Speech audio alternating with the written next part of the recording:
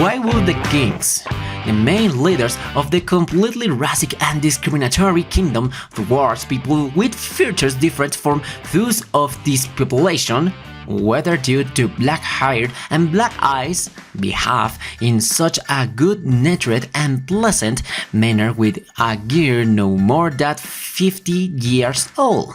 Of course, the script men say that the kings are wise, that they are people who find value in their servants below their physical characteristics but rather spiritual in their hearts.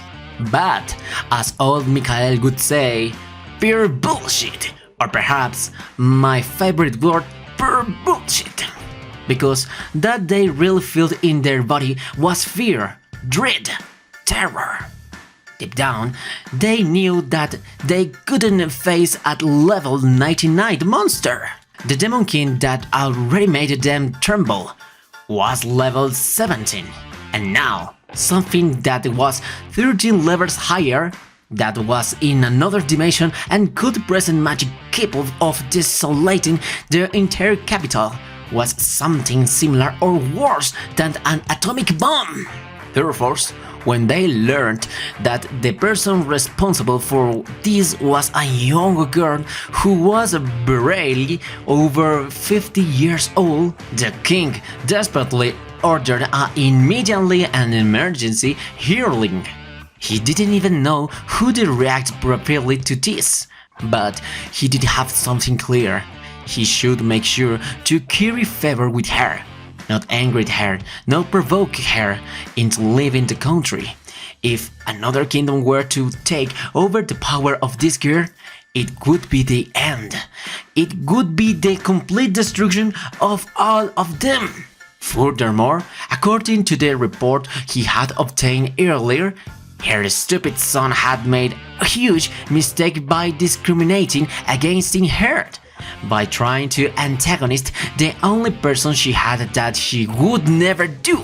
Desperate, after verifying the veracity of her strength, they wanted to know exactly what she wanted. If she asked for things, materials, the crown would give them to her. They would grant her all her wishes, as long as she satisfied herself with them and served as a useful pawn for them. That is why they had to treat her in a king, loving way, make her feel loved and try to gain her trust.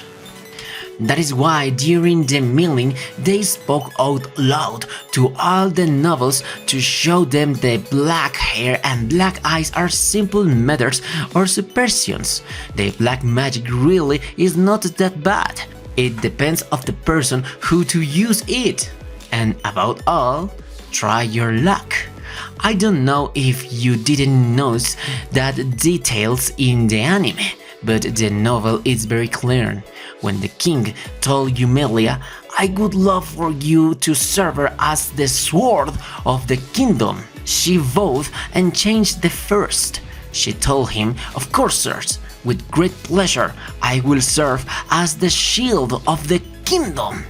That had quite a big meaning. When they said it as sword, it meant a combat weapon, something with which you can destroy your enemies. They would send her directly to foreign countries to conquer, but she did not want to participate in the army, and because of that small change, they understood it. I am not going to be her sword, I am going to be her shield. Whatever danger torments you, I will save you. But don't expect him to finish off his enemies. That is more returning to the topic of the video. Do you remember that Yumelia had a chance to talk to the queen? She tells him, look, the truth, and he knows that main countries are going to contact you. So, if one day you receive an offer that is quite juicy for you, please tell me about it. I beg you, tell me. Don't betray me suddenly. I am sure the crown will do everything possible to make it even better for you than you can expect it. She commented on this with a tone for quite fear, but also conviction, security, and some doubt. It's curious, don't you think? Yes, it is quite completely to describe it. She was desperate. She didn't want to lose one of the people who could be responsible for her downfall. Godfall in the heart of the queen. In addition to fear, there was also a feeling of motherhood, understanding, and empathy. Deep down, she also felt very sorry for Yumelia, as at 15 years of girl she was forced to gain a much power.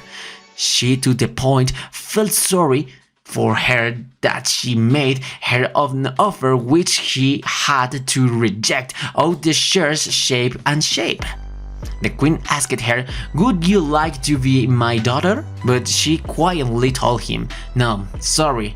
After I never knew my parents, and I am not willing to go that extreme either."